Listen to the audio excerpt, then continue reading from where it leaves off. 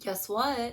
This is Law & Order SVU Season 3, Episode 8. Inheritance.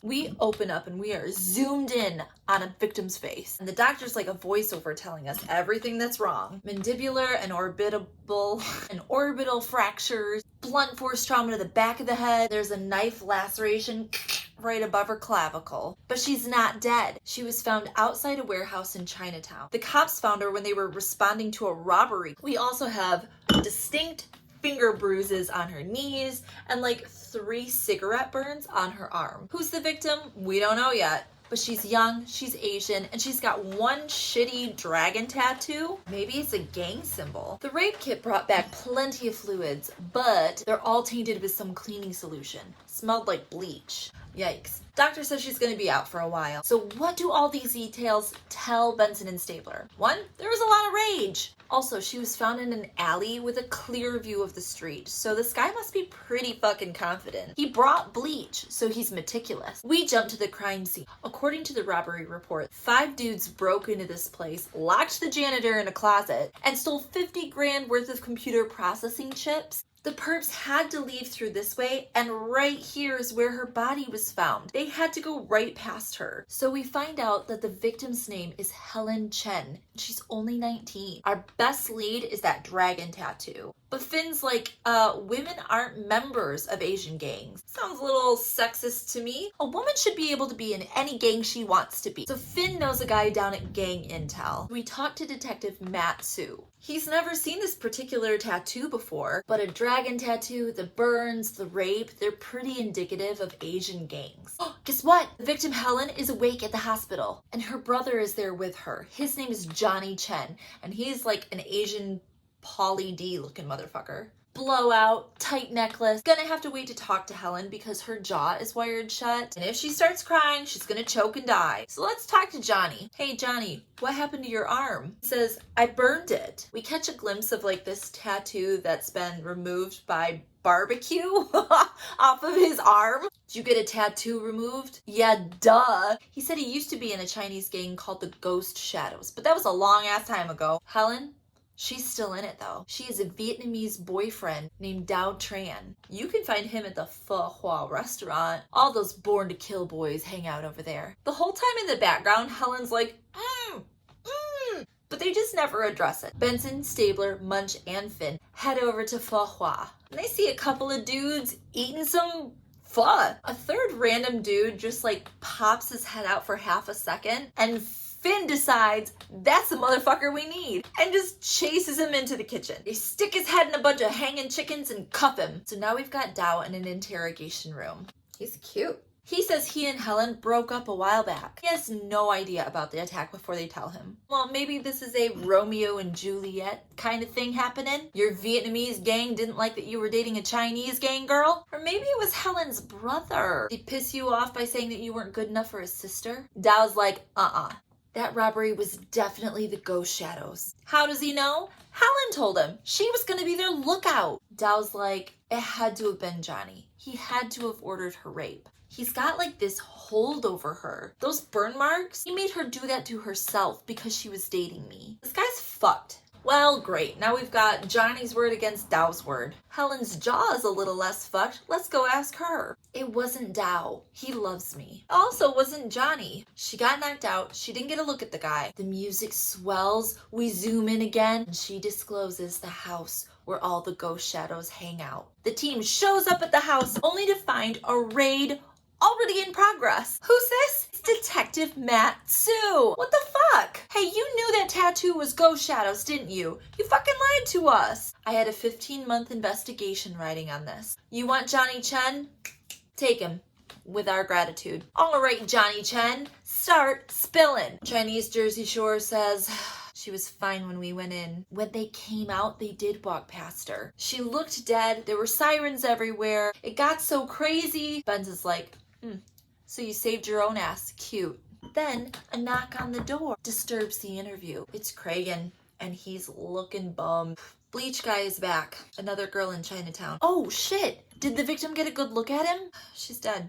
We're on the scene. We're looking at the body. Ooh, it looks more frenzied than it did before. Oh, but guess what? The victim fought back. There is hella blood under her fingernails. Ooh, and what's more, he carved a racial slur into her chest post-mortem. He's racist. The second victim's name was Lucy Chang. She was here visiting her mom. No record, no gang ties. There are no similar MOs in the system, so we need a new profile. Take it away, Huang! There seems to be a lot of anger against Asian women. He's probably been victimized by Asians in the past. Stabler jumps in. He's confident enough to believe he won't get caught. Good job, Elliot. But he wasn't always confident. Go back and look for smaller crimes against Asian women. Peeping, exposure, domestic violence. This guy started small. The whole team's digging back through the files and holy shit, there's a lot of racism. This is gonna take forever. But 2 seconds later, Benson finds a file that looks promising. A Chinese woman got a knife pulled on her after she answered a personal ad. Benson's like, this is gonna take forever to find a translator. Stabler says, hey Huang, you wanna come and translate? Are you just assuming that I know Chinese? No. I heard you order takeout once. They get to this victim's house. Her name is Sonia Young, who came from China to live with her aunt last year. She started talking to this guy through the personal ads, but when they actually met, he wasn't Chinese. He was black. What? Hang on. So we're looking for a black dude that speaks Chinese fluently enough to fool a native speaker. That should narrow it down. The personal ad was paid for with a stolen credit card. So let's follow the money. That stolen credit card belonged to Mr. Tang. He was out of the country, and when he came back a week later, he had a whole bunch of charges. Credit card company was cool. They refunded him. But this guy was charging some kinky shit. $200. China girl.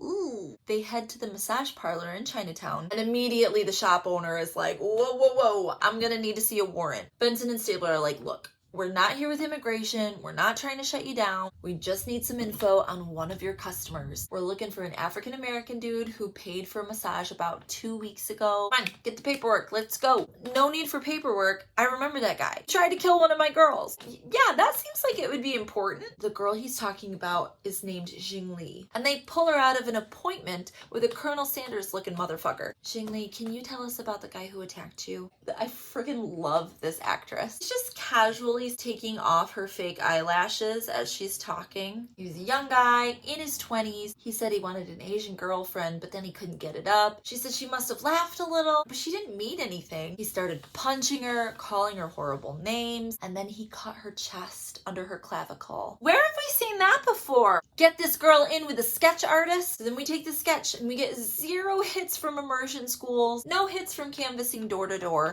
What the fuck is this guy? He immerses himself in the culture and then turns on the very culture that he's trying to emulate? Huang says that a lot of old Asian cultures are very exclusive. Munch pops his little head in. Guess what? We got a hit on the DNA under her fingernail. It's an African-American guy sent up for multiple rapes and murders, and he was just released from prison earlier this year. This guy's name is Larry Starnes, and he's in like this halfway house in a wheelchair in the late stages of MS. Was this a mistake at the lab? And then Benson finally ticks away and realizes what we're all fucking thinking by now. Mr. Starnes, do you have any children? Not that I know of, but I did rape a ton of women. All right, so we go back through it and it looks like there are 2 babies born of victims of this guy or kind of adjacent to him. We tracked down Martha Shelby. She was 17 when Starnes raped her. Found out she was pregnant at 3 months along. She didn't want to have an abortion at that point, but it ended up not mattering. He was born 2 months early with birth defects and he only lived 2 hours. I know this sounds terrible, but I think David's death was actually a blessing.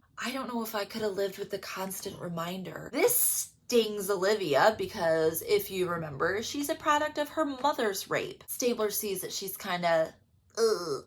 You okay? I'm fine. Fuck off. Meanwhile, Munch and Finn are checking on that other baby. The woman's name was Pamela Tatum. She wasn't a victim, but she was living with him for a while. I feel like I could hang with her. Her son Michael is there and absolutely fits the profile. She is adamant that Michael is not Starnes' son. I fucked a lot of guys back then. You're gonna try and make me feel like a whore, you can forget about it. Michael, the son, says he was in DC the last couple of weeks with his girlfriend. Well, then you wouldn't mind giving us a little swabby swab. Look, I know what Starnes did, and I don't want to know if I'm his son. Can we do this any other way? Sure, would you want to stand in the lineup? Hell yes, let's do it. But there's no need. His alibi totally checks out. Wasn't him. Now we're back to looking at unsolved rapes that could have potentially been perpetrated by Starnes. We get a lead on a woman named Susan Guan. Our records show that you were a victim of rape in 1977. Did you become pregnant? Yup.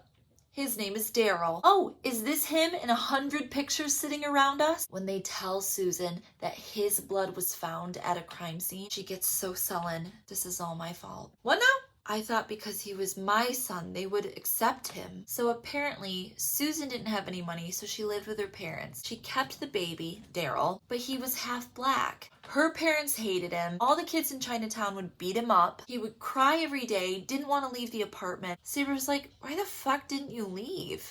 I guess a part of me hated him too. This dude's bedroom is a treasure trove of murder evidence. We head to his work, and he's out doing deliveries right now. Wait, do you have information about all your customers in that old ass computer? Dun, dun, dun, dun, dun. Here's our latest 2 victims. Addresses and everything right in the system. They print out where he's heading now and cut him off. Pretty soon he's on the ground in cuffs. Stabler smells the water bottle. What's this? Oh, no big deal. It's just bleach. So we jump ahead to the judicial side of things, and Cabot is having a conversation with the defense attorney, who, by the way, is defending Daryl pro bono.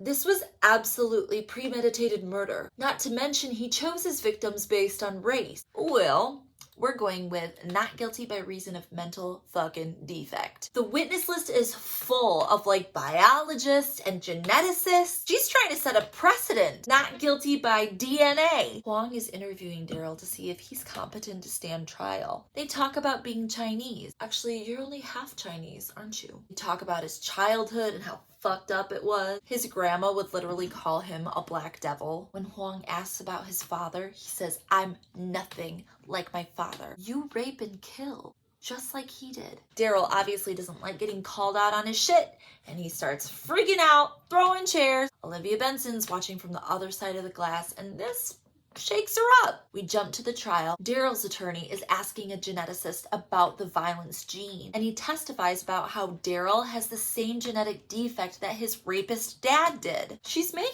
a really damn good case, but my favorite part is when she and Cabot get into this judicial catfight. Objection, how did we go from talking about inherited genes to inherited behavior? I apologize. I'll speak slower and use smaller words so you can keep up. This witness has not specifically proven inherited behavior. Are we just going to make up theories as we go along? No, I think it's better if we take the word of an assistant district attorney over that of a scientific expert.